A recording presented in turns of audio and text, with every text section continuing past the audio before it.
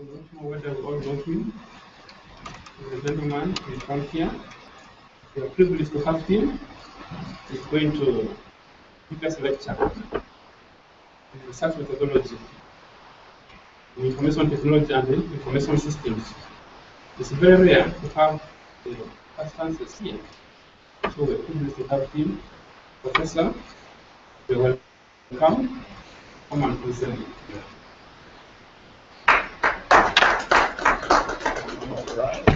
All right. So as always, it's an honor to be here with you, and I'm trying to do this so that we're out of here by 3:30. I want it to be as interactive as possible. So obviously, the things I'm prepared to present, there is no way I can present all of them today, but I decided to frame this particular presentation in 2 dimensions. One, I'll talk a little bit about research theories, including IT and IS.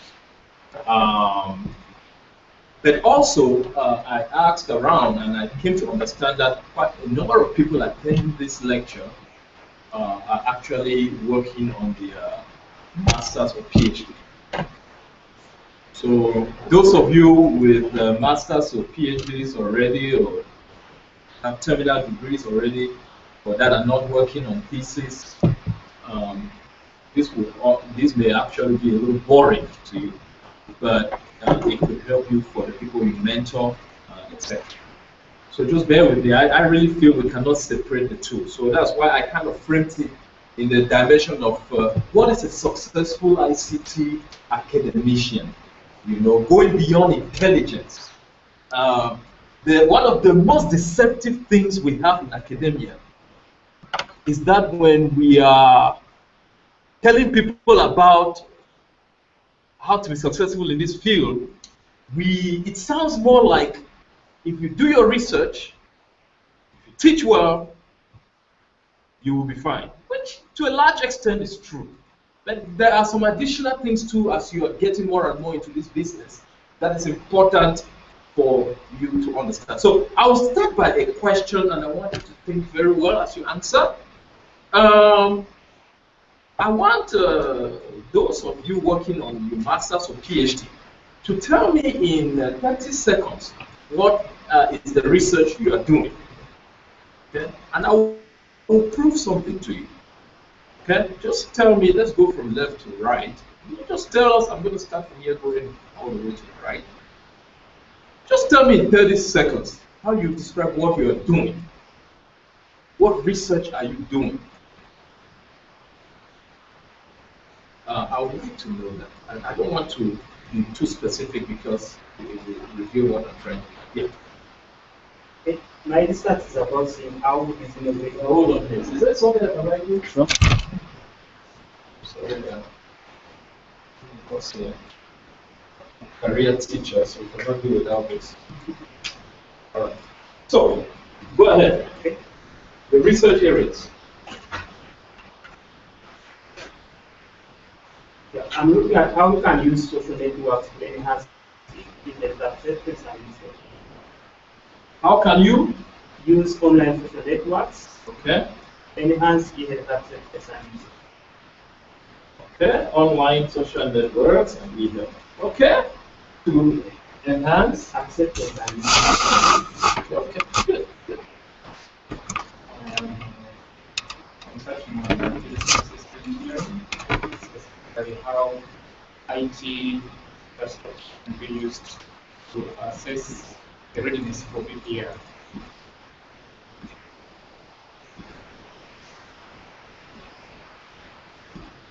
Okay. Who's working on masters and PhD? Yes. Human computer interaction. Okay. Ease of use. Okay.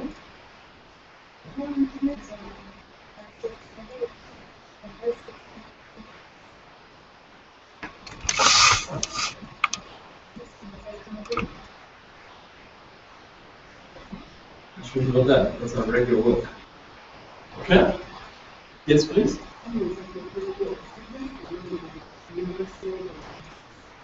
Technology acceptance in the university libraries. Okay. Yes, please.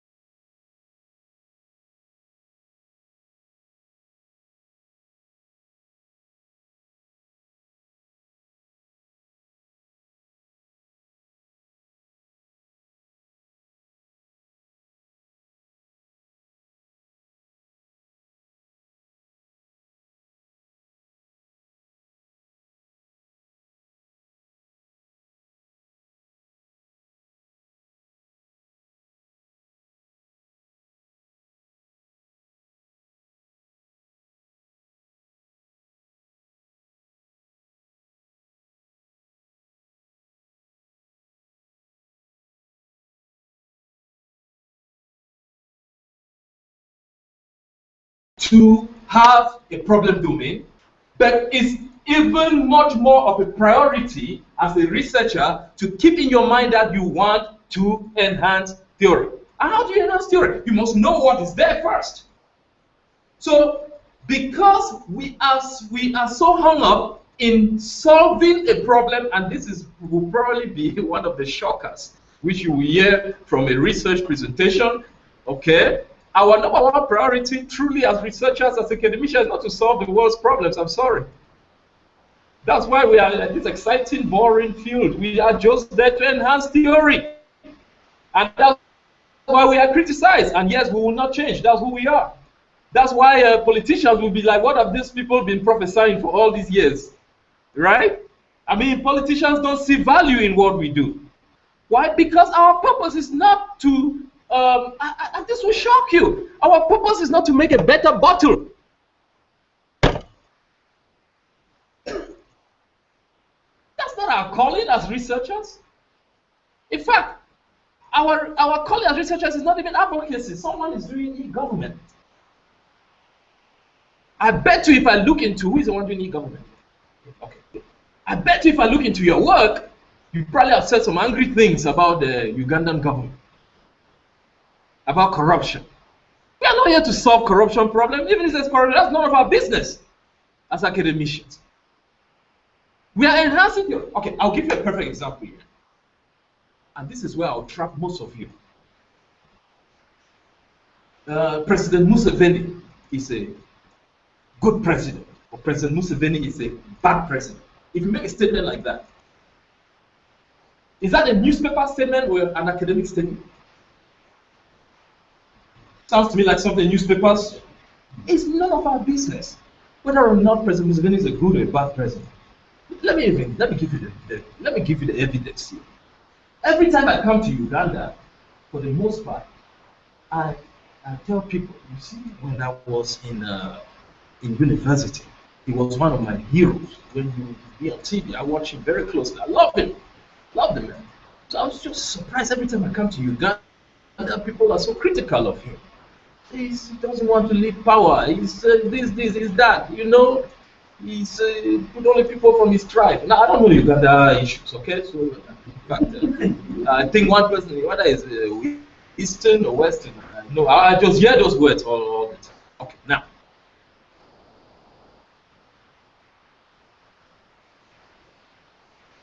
All the time, some of those people think he's bad president. Now, let me tell you how quickly why research is beautiful.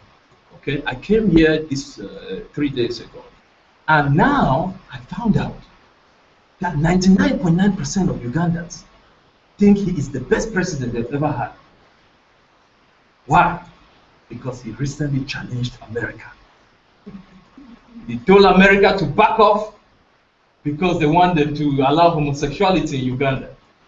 So he made a statement against Obama and told Obama to back off and leave Uganda handle its own problems. You all read that? Did you guys read that? Now every Uganda I talked to, he said, this is the best president. That is what we like. The same people that were criticizing him, the same people. If I were Museveni, I'll move the elections to now. I would change the constitution and make the elections take place now. He will win. I mean, bring all the foreign bodies to come supervise. He will win today. Why? Okay. Now, the issue is when you say a person is a good president or a bad president. Now, that's newspaper writing. As a researcher, what should be your interest? You want to look for a theory that defines what the criteria of a good president is. Now, they could say a good president means, a certain theory could say a good president means he keeps his country peaceful. You bring a variable called peace. Are you with me? Okay? And you say another variable we can use availability of food.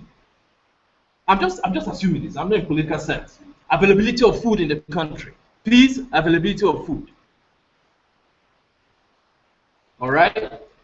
Another person can say easy access to government officials. Then they say those are the three determinants of a great president.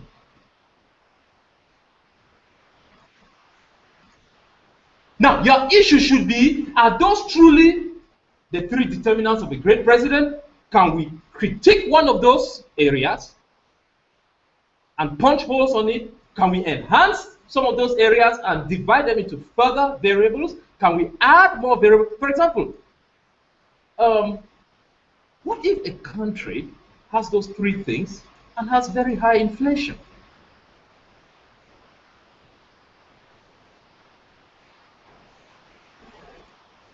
All right?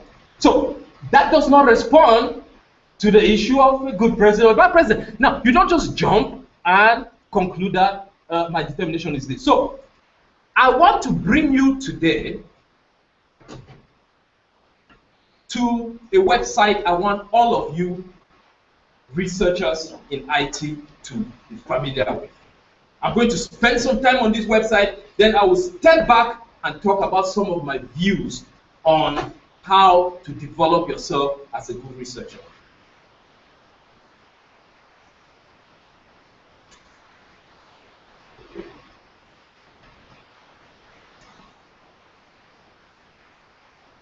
If you go to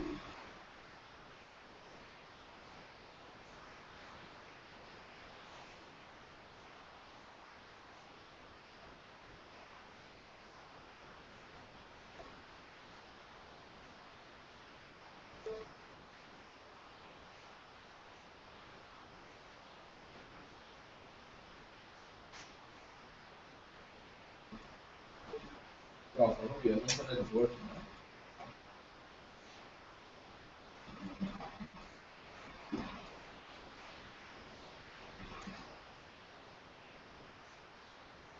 Well, then, okay.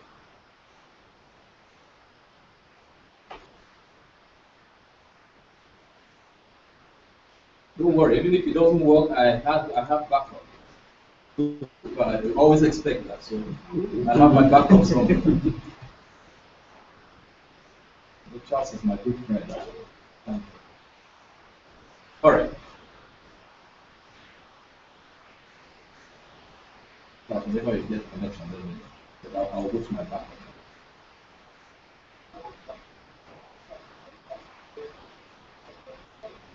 What I want you to do is to go to the Association for Information Systems website, okay? I was looking for the website address, but when we get connection, I'll get that for you. They have this site there which talks about different theories used in information systems research. It lists a plethora of theories that have been researched. Now, this is the beauty for those of you doing your masters or your PhDs today. When I was doing my masters or PhD, you had to go through all the journals one by one to find out what people have done. Now the society has actually done the work for you. For each area you want to research, it already gives you who are those that have done research in the area, and they update it just about every day. And you just go there and you can do your literature review and everything from that. You don't even have to go into a library like we used to have to spend so much time in the library. Now, this website addresses a number of information systems theories which you need to know. Absorptive capacity theory, you see all of those. Diffusion of innovation, which is was Rogers in 1995 came about that. Dr. Bada, which is about design theory, there must be design theory here. Design sciences. I mean, social learning theory, which is an area quite a number of my PhD students are working on now. Task technology fit, and of course, the number one research area for everybody, 99% of people doing research, technology acceptance model. By the way, I'm going to talk to the dean of DRC. They should ban technology acceptance model research. Everybody is doing adoption. Come on, there are other things you can do. There's a lot more than just adoption. Okay? Okay? How will people adopt it? Okay, let's keep our minds a little more open. All right? There's a lot more exciting stuff, and that's why I want to show you this website, because you don't have to only depend on technology acceptors. It's just about 90% of thesis I received from you, my colleagues here. It's about acceptance of the technology. Go beyond that. Okay? They don't want to reject. You know what I'm saying? Okay, all right. So there's a lot you can do. Okay, I'll give you some examples here now. Okay, let's take now the one which you really like, technology acceptance. This was the original theory that came up. Perceived usefulness and perceived ease of use determining behavioral intentions to use, and then this determining actual system use. Let me tell you how this works. The reason why I brought this is because a lot of you are using this as a theory for many things you are trying to do. Now, you are not doing this just to, what I have seen a lot is people will take a given theory like this, and I want you to listen very carefully. They would take a given theory like this, and what do? They look for the questionnaires that people used, and then they adopt it in Uganda. They go collect data, they come run it, and they say these are our results. Are you with me? That is, you have not added anything. You have just tested it in another domain. Okay? You have not contributed anything to theory. You have contributed to practice, and you will best fit in an industrial job. But in the academic environment, there must be something done to enhance that particular theory. That is where we are lacking. What is it that is lacking in that theory?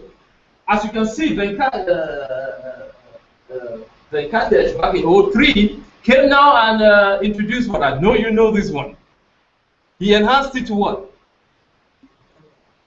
U-tout. I knew somebody here would know it. So now everybody is doing U-tout. Okay? Even if you take U-tout as an enhanced theory, you see the hell in here.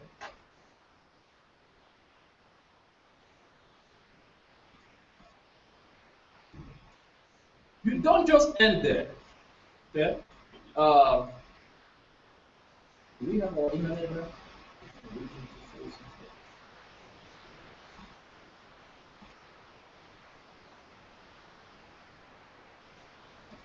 It's not. Okay? I will give you another example here, which I think I want to challenge some of you guys to investigate.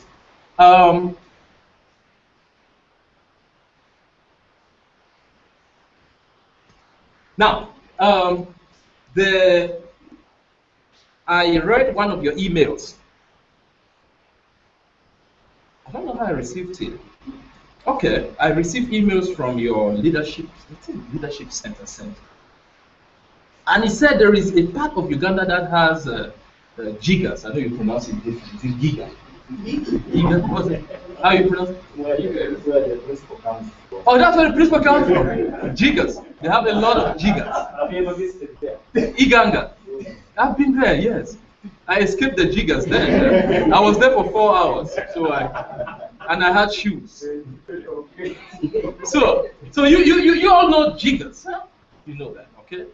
Now, I don't want to ask who has had it before, but you know, let's take that as an example. He's never had. Now, let me challenge your thinking here. Okay? Now, with gigas, how can you address that problem?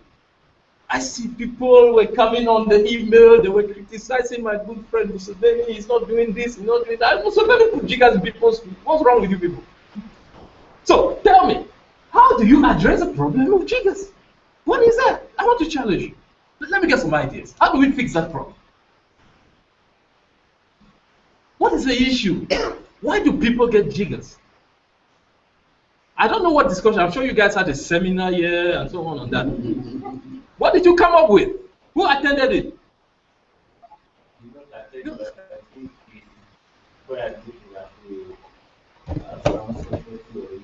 Ha. We have beliefs Uh-huh. in African society, and some people, for sure, it's right about they have theories that talk about civilization. Correct. And community. So those people have debated on theories that are related to. So it's something to do with society. Yeah. Okay. Anybody else? I agree. Anybody else? How can we solve the problem of what do you think is the origin of gigas?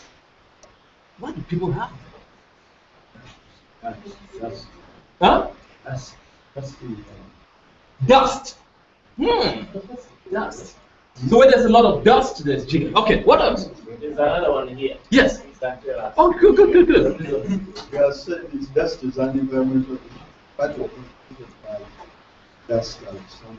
Okay, dust, environmental issue. You see, theories are coming out here. Isn't it as half of them in Israel? Oh yeah, okay. Oh, there we go. But is it only Prof Moya that has gigas in his village? Okay. How is he the only one talking here? No other.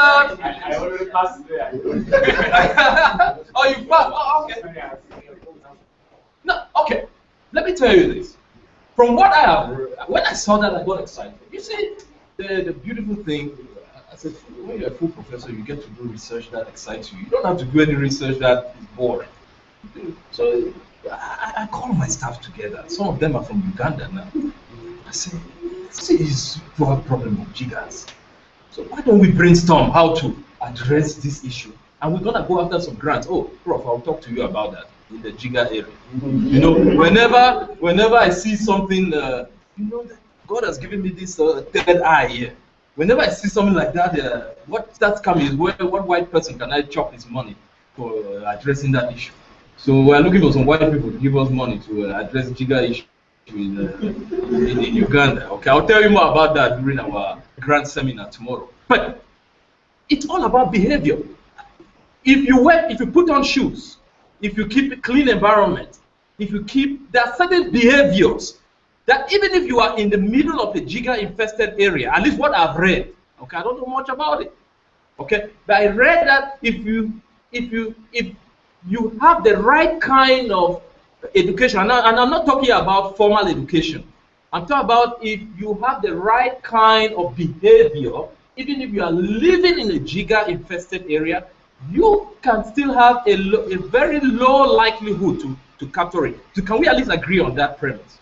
Okay, so there are, and one of the people from Uganda that was in that meeting I called told me that the issue is that sometimes, and it was funny for me, but I hope it's not true, I hope he was joking, that there are people that sleep in their houses with their animals because they are afraid they can steal the animals at night. Yeah, you can just.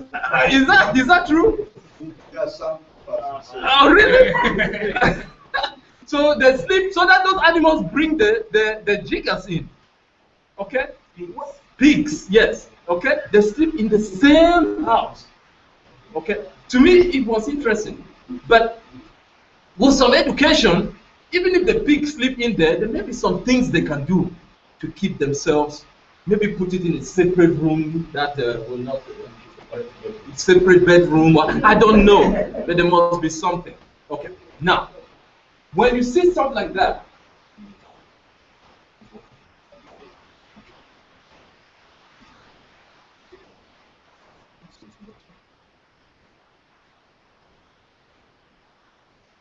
sorry, I'm trying to see if we can get something.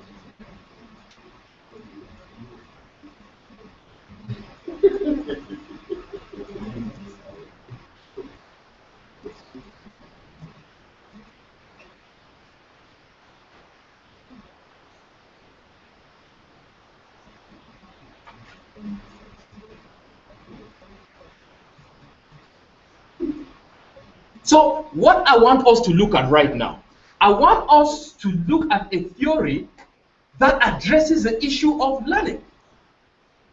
What do you learn? And this may not have anything to do with ICT, but you can use, for example, in our case, we use multimedia technologies to teach people. Dr. Bada has some very interesting research where he uses some multimedia platforms to educate people on HIV.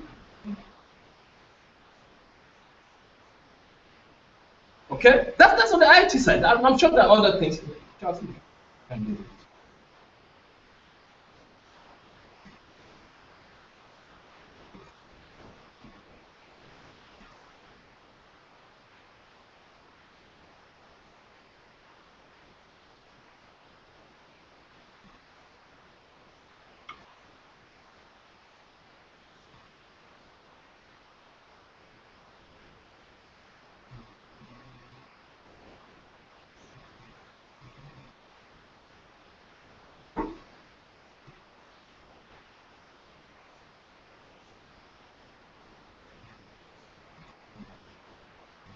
That's okay. I have my backups.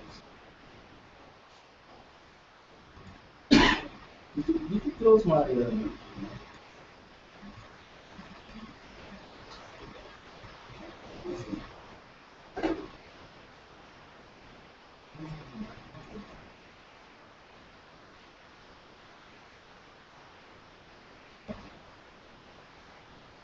See, I went ahead and opened all the files I needed. But you can access this later on. Okay.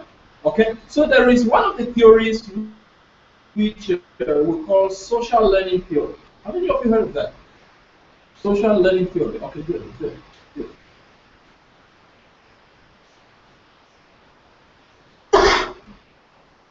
This is it right here. Social learning theory.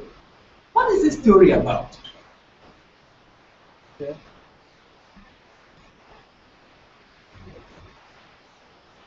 With social learning theory looks at really three independent variables and one dependent variable. The dependent variable is human behavior.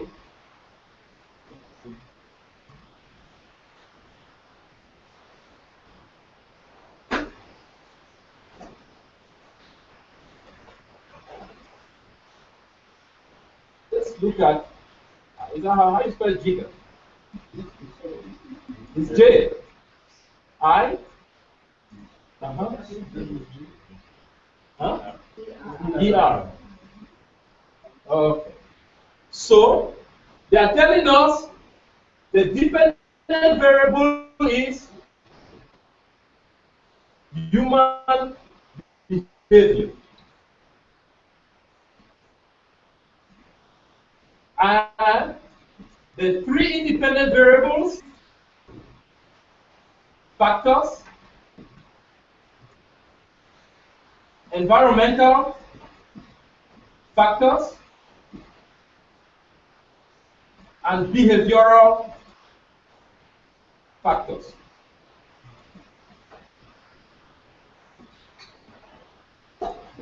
Cognitive factors, or personal factors, knowledge, expectation, attitude. How do I feel even about the reality of these jiggers? Some people even ignore the fact that it's real in their environment. You know, environmental factors, social norms, access in the community, influence on others, ability to change own environment, behavioral factors, skills, practice, self-efficacy.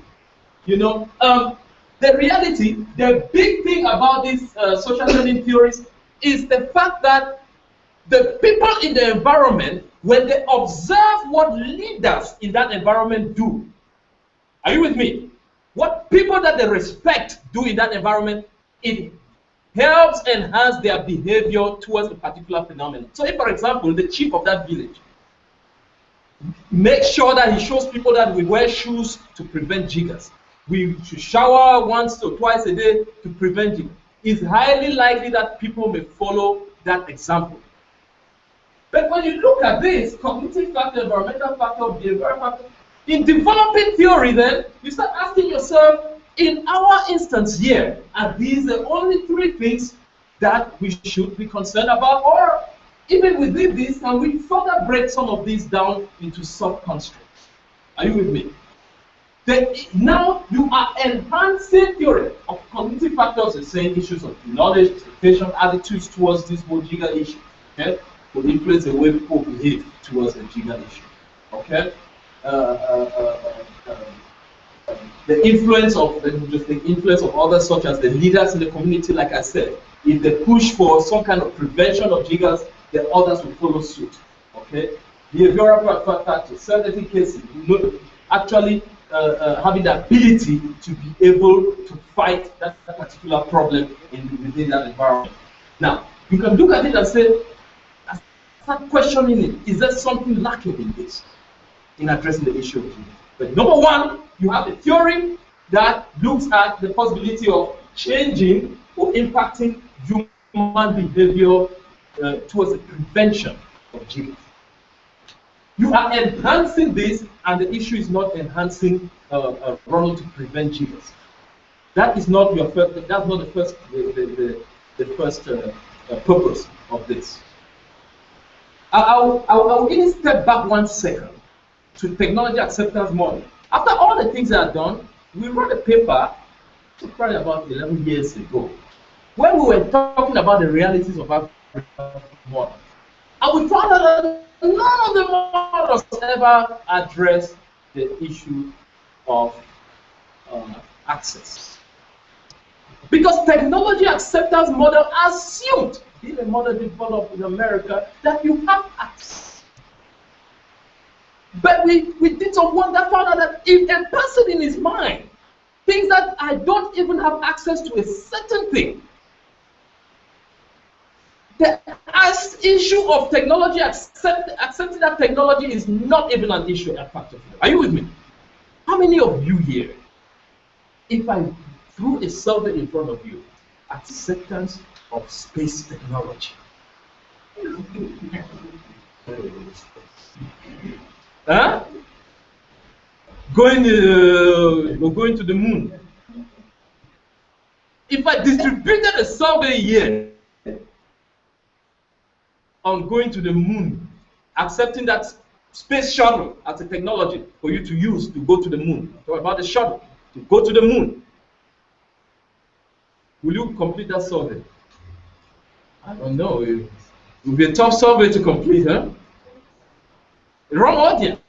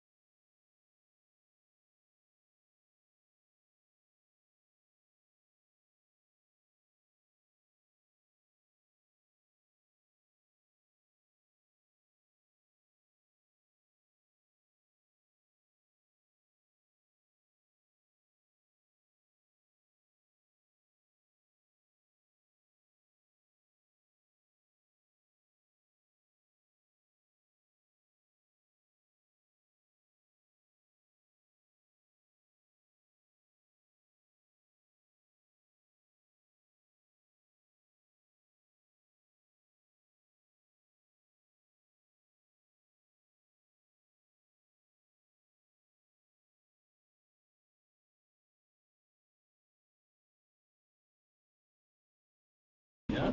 All right. Now, not every course is easy to be taught using e-learning. Are you with me? Some courses are pretty straightforward, okay? But there are some complications. You have to add some stuff. There's more advanced areas in e-learning that some of us will have to deal with. So, in order to find out whether how it will impact performance, how performance will be impacted and use of that technology will be impacted, You look at the task characteristics and the technology characteristics. In other words, this technology you are bringing in, the question is, what kind of task is it there to solve? What kind of task is it there to handle? Because the wrong kind of task will be affected. So the issue of task technology is really that whatever needs to be done and whatever technology okay, what is it to be done and what technology to use for it? How do those two fit?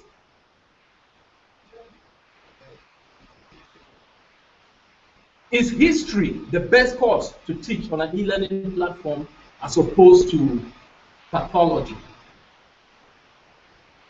How do those two fit? That's what we look at. Hugh and Thompson are the ones that came up with this model a while back. Okay? Now, this section I'm going into now, I want to address some issues really in general to help those of you working on your masters and PhDs. Okay?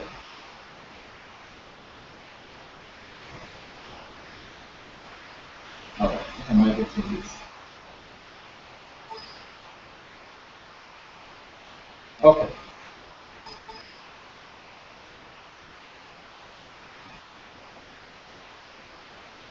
Okay, ladies and gentlemen, the reason why I'm bringing this up, okay, before I show this slide, the slide I'm about to show, I am not trying to show it to brag. Let me say this. There's a reason I'm showing it. I'm showing it to give you a background why I'm about to say the things I'm about to say.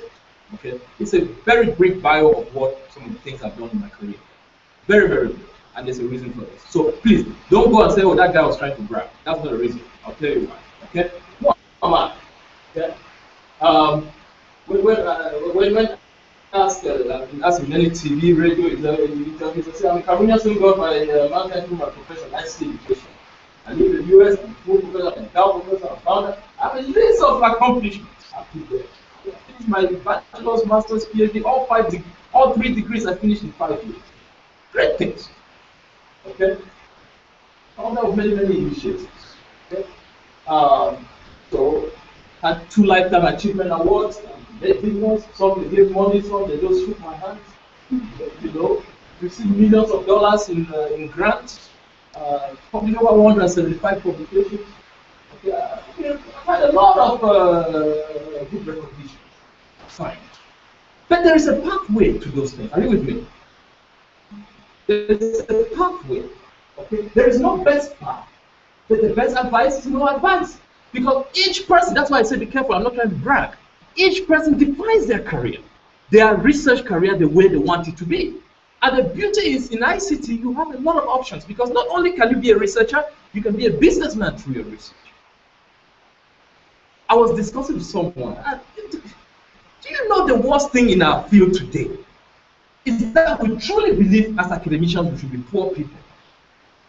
And the administrations in many places truly believe we must be poor people. And lazy professors within the department that don't want to do anything with their life truly believe that you must be poor. But there are ways, innovative ways you can take your research, your methodologies, and make them into business ideas. Okay, so these are some of my thoughts. Good pieces of dissertations are those that are done. I'm sick and tired of those people that every time you meet, I meet them every year. Oh, I'm working on my thesis. I'm working on my thesis. I mean, they just love telling, oh, I'm working on my PhD. It's the done one. If it's not done, it's not a good one. Okay? Work on something you really enjoy, ladies and gentlemen. I cannot overemphasize this. Do not choose a topic just because your supervisor wants you to choose it. Work on something you really enjoy because you're going to live with it for life. From my very beginning, I have always looked at ICT issues in Africa from the time of doing my master's. I'm told that there are people in the department here that have been working on their masters for 3 years, 4 years. That's wrong. I don't care what Makerere University is saying about your work, then you need to go somewhere else. I don't know the rule, I don't know the other opportunities, I don't know, but no! Nobody should work on a master's degree for 3 years. what the heck are you doing? For 5 years. Oh, 3 is the normal one. No, I don't care what excuse the university gives. That is evil. That is evil. Why? What is it there? I mean, is it if we grant these degrees, does it make us lose our positions at the university or something? What is the reason? I don't get it. But you cannot just stay on this thing. I don't know. Look for a different option. Okay? Don't work on small problems. If you tackle big problems, there will be many small problems you can solve on the way. So it's okay to start with a bigger idea, and you keep narrowing it down. Now, this is opposed to the advice a lot of people give you the first time you give your work to them. Oh, this is rubbish. Narrow it down. In fact, I heard there's a proposal for an academic prison to be put up and moved for people that have bad work. Work with smart people that want to work with you. I'm telling you, let me give you a strategy here. If you are working on your master's thesis or PhD, look around the department for serious people that are also working hard.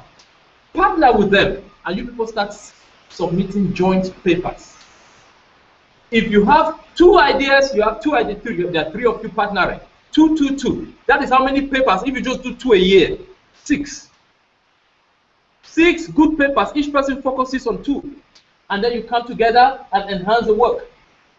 That's the way you become prolific. You don't work as an island, but you do that by choosing smart people. I tell you, I have been blessed in my life to, on the different initiatives I run, I probably have over 100 people doing some work for me. But I've been blessed to always have some very, very smart people around. I mean, and I'm not kidding, way smarter than me. You must look for people that you can say, man, this guy is better than me. Let me partner with him.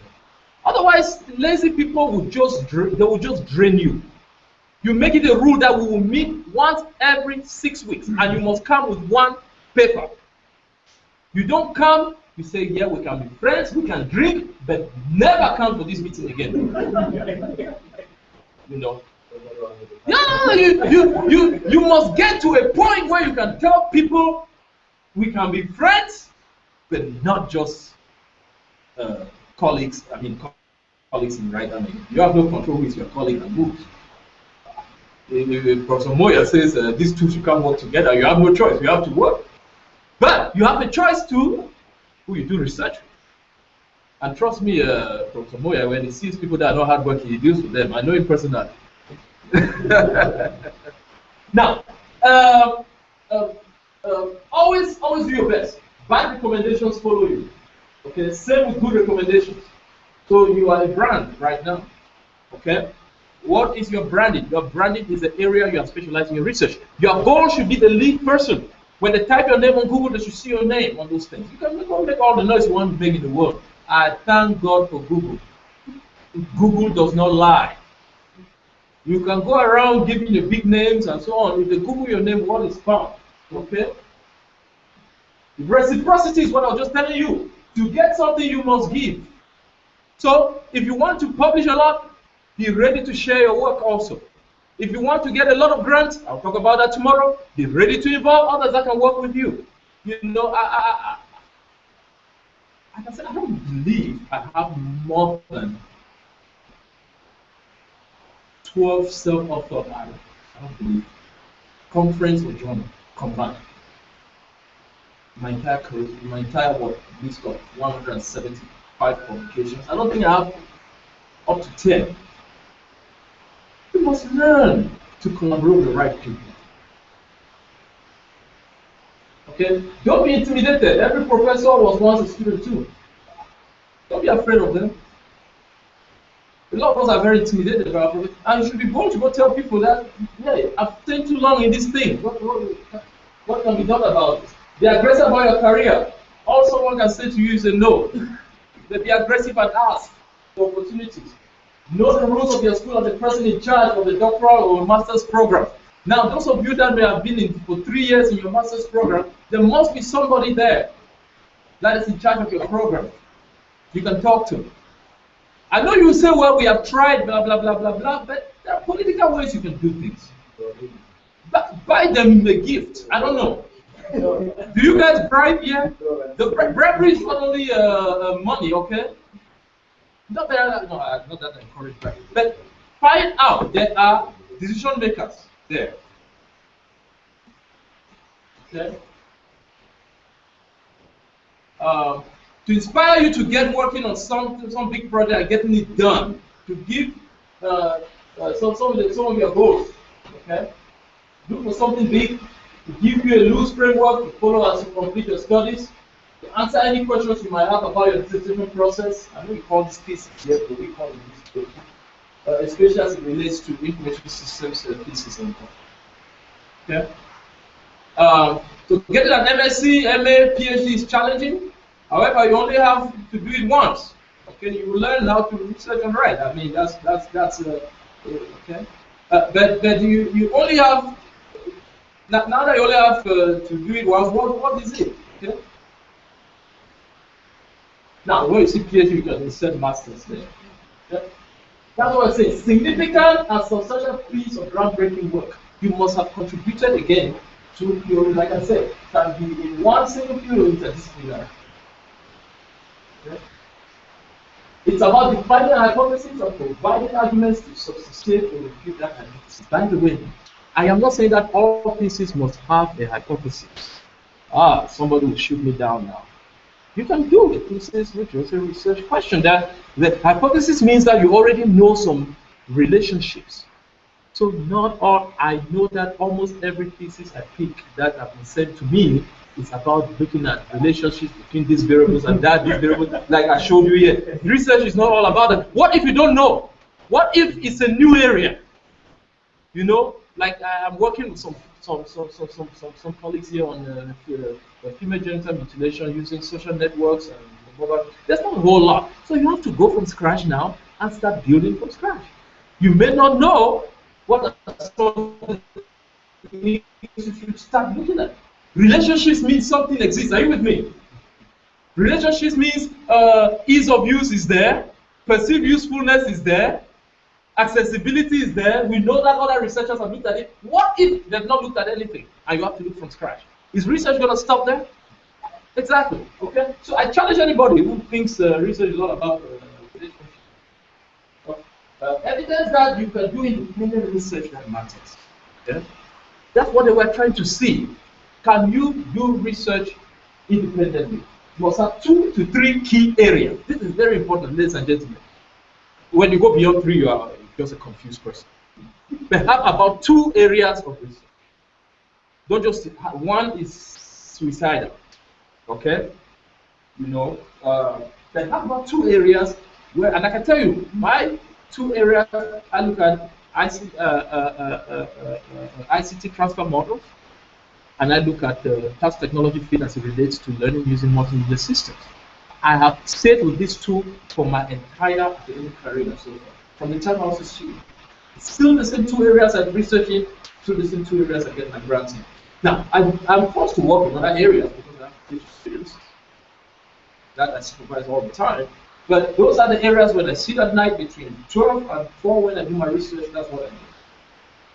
Your PhD or your master's thesis is a significant piece of independent writing that you must be proud of. In other words, you should be able to put on your shelf, and when your children grow up, they should be able to read it and say, wow, my dad or my mom did something good.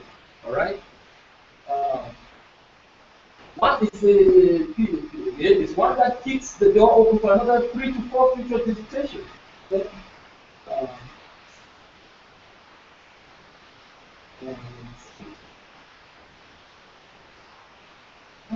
I will not follow how people practice. Okay, write every day. The first version is likely to be rubbish. However, you have started.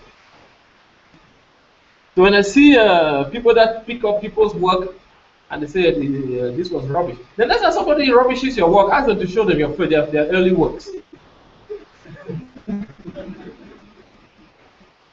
I will not lie to you. Sometimes I try not to show people close to me my thesis. Because when I go back and look at my thesis, I would not pass me if I was my supervisor. All right. No. But I sometimes I go back and I say, let me test. You know what? Because that's where I came from. It's okay. All right. You get to start. And if you write a page a day, I tell you, ladies and gentlemen, you'll be very prolific.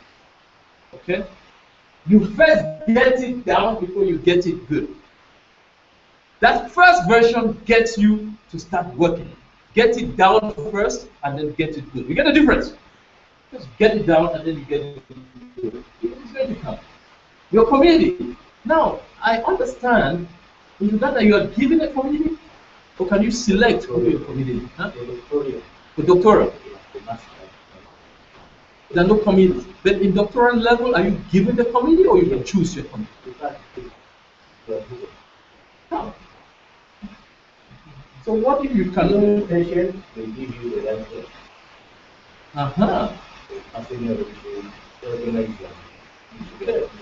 So you see, this model I'm about to say here will not work in the Uganda model. Huh? You see, that's the thing where I'm proving my point here that models that work in other countries do not work everywhere.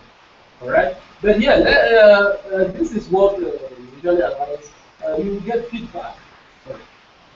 What's the role of your committee? Your committee is really there to guide you.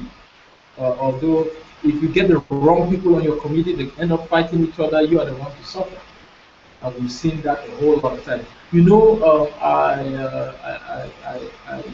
I worked with one lady whose supervisor refused to sign her thesis just because she hated pretty looking young women. She said that yes, the supervisor was a lady. No. One of the committee members, the supervisor was a man. But all the committee members have to sign and pass you. So one of them was a lady, an older lady, who just dated women that dress well, that look nice, that coming to work. They say they don't know what they're coming to do. I'm serious. This was the university of Hawaii. Just like that. But if this student in the US, you have your choice of who sits on your committee, by the way. Okay? But if she had done her homework well in the selection of her committee, she would not have chosen somebody. If she asked other women that have gone through there, she would have found out that woman's attitude. Now, nothing to do with her work. The woman just came out, I'm not signing. I'm not signing. Kept her there for 1 more year. 1 more year. Another one at the University of Texas was kept there for an additional year, a friend of mine. Why? Because the supervisor said that he's arrogant. Arrogant. Nothing to do with his work. He's arrogant. Right? Okay? But let me tell you my own secret. Okay? My PhD committee wrote my thesis for me. I finished my PhD in 2 years and 4 months. And the first time in my life, okay, Auburn University is ranked among the top 50 universities in the United States, public universities. Okay, so it's tough to get a PhD from there. Okay, so they grill you. But during my defense, I had 0 questions. Why? Because from the onset, my strategy was I involved my committee on my research. When I'm developing, say, my literature review, I involve them and we submit the paper immediately. We submit the literature review paper, they published it. We did a methodology paper, they published it. By the way, literature review is chapter 2, chapter 1 is just introduction. Literature review is chapter 2, methodology chapter 3. So I've already published 2 papers. Are you with me? With my committee. Okay? Then I go collect the results. As I'm running my results, we're sending out papers and publishing. Their names are on it because some of them wanted promotion. So when it came to my defense, they could not rubbish my work. Because what I did when I came to my defense, I cut and pasted all those publications. So I kept quoting them that in this paper published by Mbarika, say Moya was my supervisor, Mbarika, Moya, and Cheune, we looked at this. Later down the road, we enhanced this theory and added, we put the department chair on it. The department, the HOD is there. We put the BADA that was added on that paper. So at the end, they started talking about what we did as research. They started because there are other people on the other. other people in the audience. They stand around and started explaining the researches that we have been doing as a research team. I'm not kidding. Not one question. If you think I'm lying, I can send you the video. I have a video recording of it. Not one question. Involve your committee. I tell you, there are no academicians that do not like publications. That's the best bribe to give them. All right? Involve them. Some of you are staying 3-4 years in your thing because you are not giving them anything. So they don't find the value in reading your work. You know? Yeah. Nobody, I mean, you know, do they get paid each time you defend? Do you get money for supervision? Yes, after they have. After they also they should pass them now. Well, that's an incentive. I didn't even know they give money. Okay. Okay. Getting published, you will get feedback for your work along the way. This is what I was saying. I started with my committee, getting that feedback and they themselves writing because they have to be honest. They cannot just be part of my writing without writing. It will force you to write something. It will provide evidence for future employers. Okay. I still insist, you know, as you develop all this, your research theories and so on, for each theory submitted to a conference, let the theory be criticized. Let it, you know, let the theory be critiqued. And that's how you develop, because you will be recognized again with this first part I showed you by how you enhanced theory. And conferences are the best places to do this. Now, if you cannot go to Australia for conferences, fly to Nairobi. It's not that expensive. In fact, you can drive there. Okay.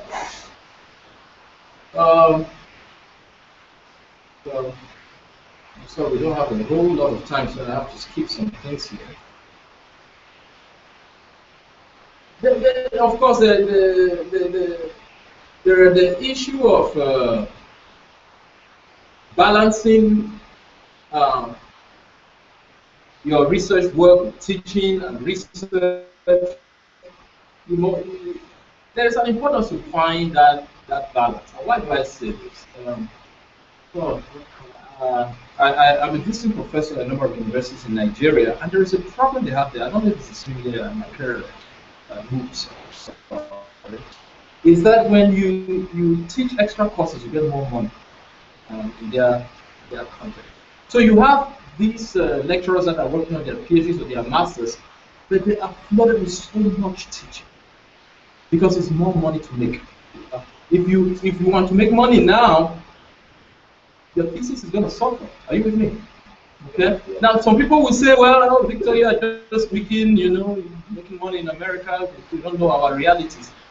But I don't know how to put this in a way that will not get some of you to shoot me. You know, if they are paying you more money for teaching, that's a dangerous trap. A dangerous trap. What is really a professor to teach new students? They are gifted 750,000 net to run them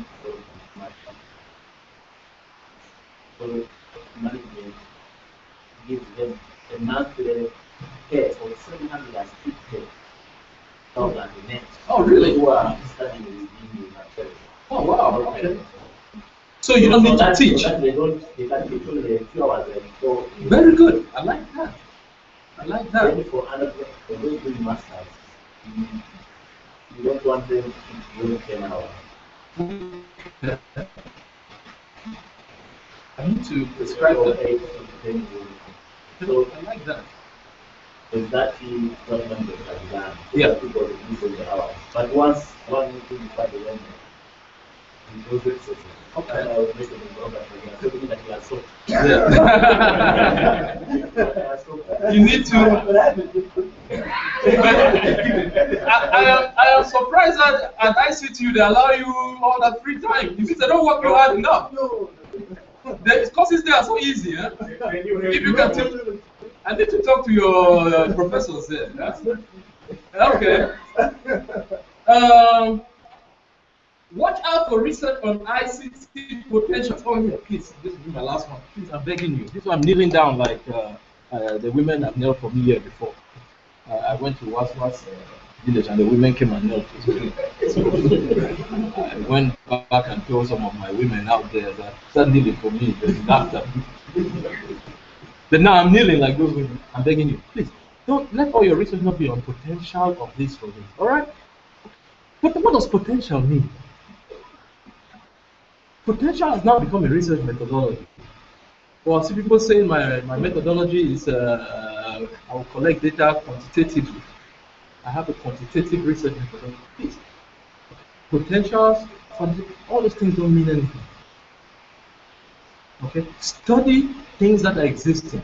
You can dream of potentials of a lot of things, but how do you measure potential? Potentials of ICT in primary school education. Is that somebody did that at the University of Cape Town where I go and listen to this? Potential.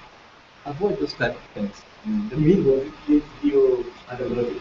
No PhD research. You're looking at potentials. Let me leave it open now. I'm sorry, I have to rush this because there's so much. As I said, practically, what I want you to do is to go to that website, AIS, Association for Information Systems, and access the research. Click on the research button. It will show you under research different IS or IT theories. I need you to go there before you continue with your work and pick one. I know that you can go and even read more and get more, but they've already organized it for you. Pick one and start studying it very deeply to understand what those theories are about, and from there you will see areas of gap that you can start contributing to. I'll open up for questions.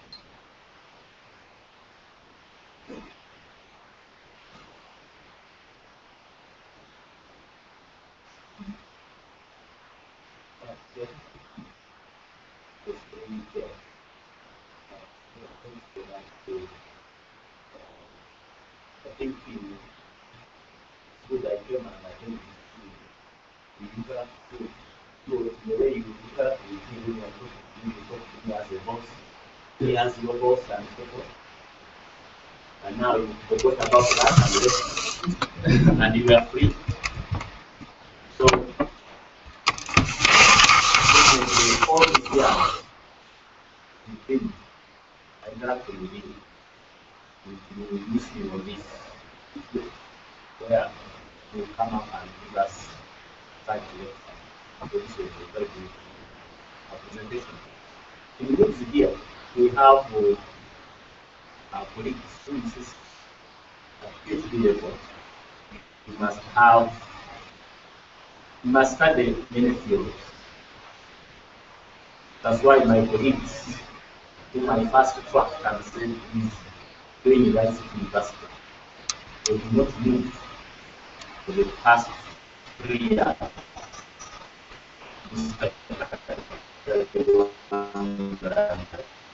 Probably they were still on synopsis. So you recommend adding any field, studying in a field at PhD level in IT or information systems, or in this strategy? I encourage you for you to study them for knowledge sake, but in developing your work, focus on one. Sometimes there are ways you can do a combination of 2 theories, but once you start going beyond that, that in itself is very complex. So I'll say for a starting person, just focus on one theory and try to understand it as much as possible. I mean, the other ones, you can study them just like you're reading a newspaper, to just know about them. For the sake of, you can borrow some constructs from other theories and bring into the one you are doing. The temptation is to know too much, but now when you're overwhelmed with so many of them, then you don't know where to really contribute, because you must contribute to a particular theoretical area. You can't say I will contribute to social learning theory and TAM at the same time. Then it starts becoming a little complicated. Secondly, you also have to understand that each theory is done at a certain level of analysis. You know the 3 levels of analysis. You all know that. Let me not assume that. When you're doing research. No? Okay, there are three levels of analysis. You have the national level where you look at national level variables. Okay, like all per capita income, GDP, etc. Okay, number of telephones per 100 people. Those are national level. Then you have organizational level where you are studying your theory within a given organizational setting.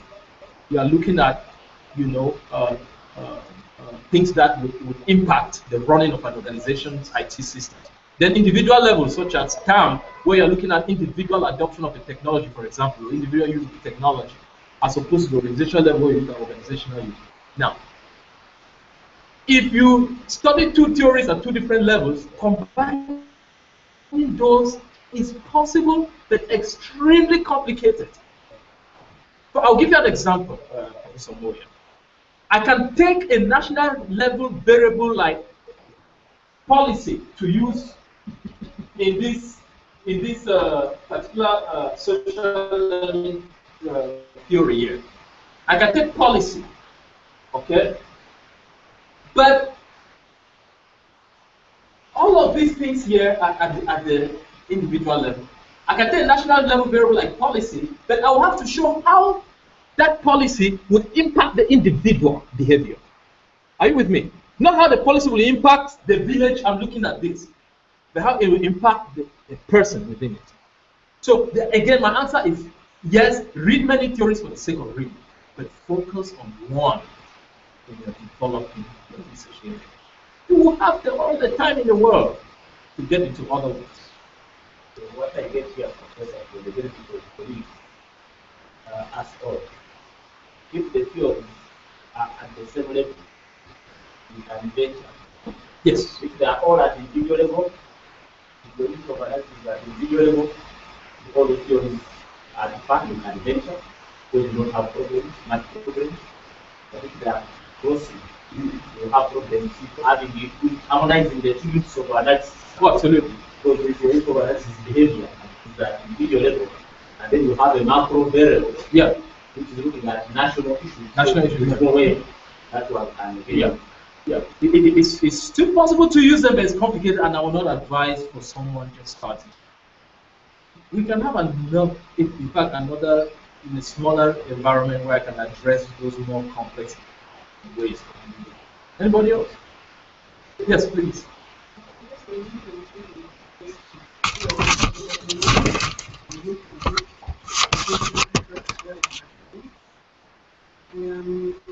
That area, I've read in terms of here, wouldn't take Western culture, it can be just a different culture. So does that make it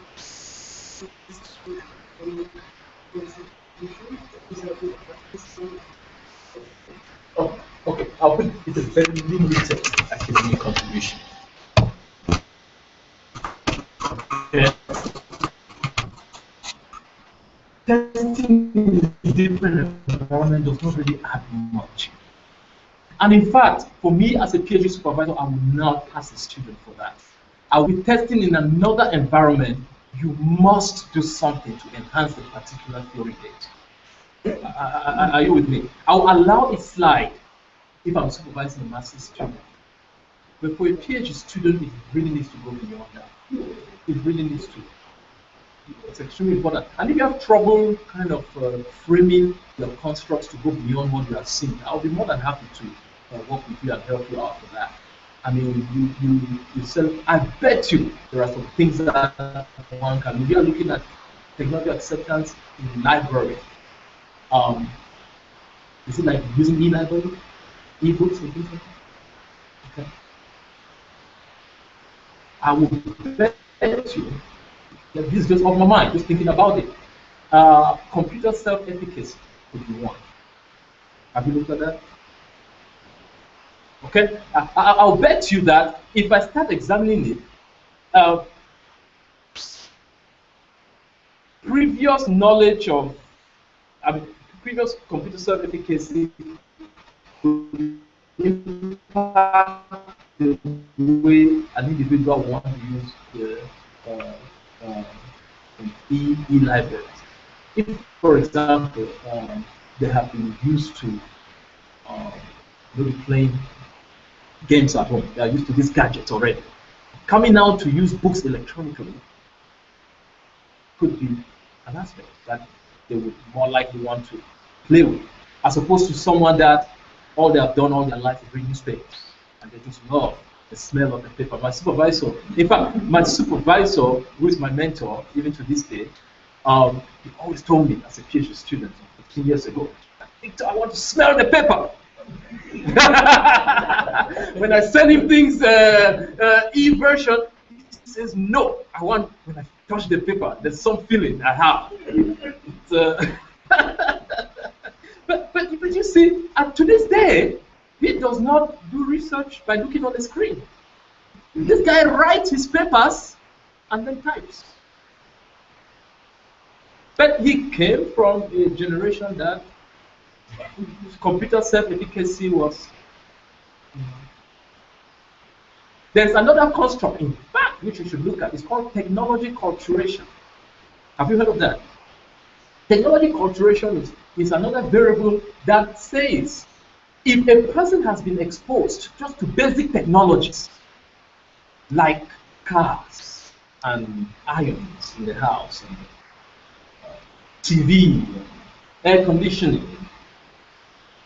well, they are more likely to want to adopt an innovation than a person that has not been exposed. A person that grows up in an environment that is technologically advanced, are you with me? You more likely want to, when a new technology comes out somewhere, you more likely want to adopt that technology than somebody that did not. That's called technology culturation. Like having a technology culture. Are you with me? But people are still working on that, and I use that variable in some research, and it did not come out strong. But some people have used it in certain domains and showed very strong signs. That's another thing you can compare. The students that come to use your e-library, those that went to school, this is it. Oh, you're exciting me about this, your research. Take those that come from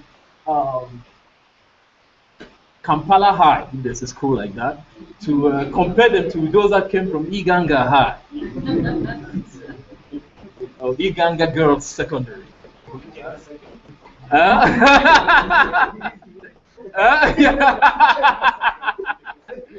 What's the name? Burucheke Secondary. Okay. Is there like a Burucheke State University? Yes. So I'm saying those areas will not have the technology culturation that you have in Kampala. So it will be interesting. So in your methodology, when you're developing your survey, what construct are you going to add to capture? They will not know what they're trying to do. Just ask them what school you come from. Then you go to the Ministry of Education and find out where that school is located, and you already have that in itself is the paper on its own.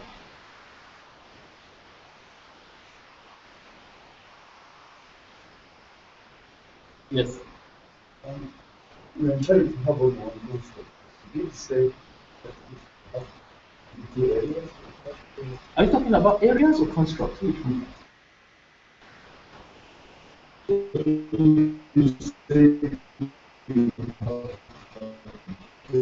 Two areas of research. Yes. No, you can't only have one construct. Each of these are constructs. I'm not sure you can have one. The reason is because if you ask these areas, yeah. But for example, what are your areas? I know you. HCM. Yeah. Oh. Now you can think of another area. You can. That is cycle, as you say. You can pick a second area. But you do, if they are not supervisors, it is only renewables. You can pick a second area. It's very dangerous to just stick to one area. Now, let me clarify something though. In each of those areas, it comes back to your question, Professor Moya. try to limit it to looking at one theoretical area. And even if you're going to cross areas, make sure you stay at the same level of analysis. But you need to align, and I said my own, I look at the technology transfer models, and I also look at learning theories using multimedia systems. In fact, the theory that I personally finally came up with some 13 years ago, which we looked at two variables that we developed two natural factors, published very widely. So it's you need a second area just to take advantage. All right, Dr. Bada, that's it, right? That's okay. Okay. You are all invited to be part of the grant writing workshop tomorrow. So thank you. That was presentation by Professor Mbarika. Whenever you present something, there's always something new coming out. So this presentation, I appreciate you. So thank you for that. I always want something new from what you present. Actually, my own research in 2009, the direction you gave me for field building made my work wonderful. And I want to thank you for that. Then tomorrow we're having a grant proposal writing workshop from 10 to midday. It will be in council room. So we invite you to attend that. As I mentioned earlier, having times like this is important and it's rare. So we're grateful for your presence. Let's thank you.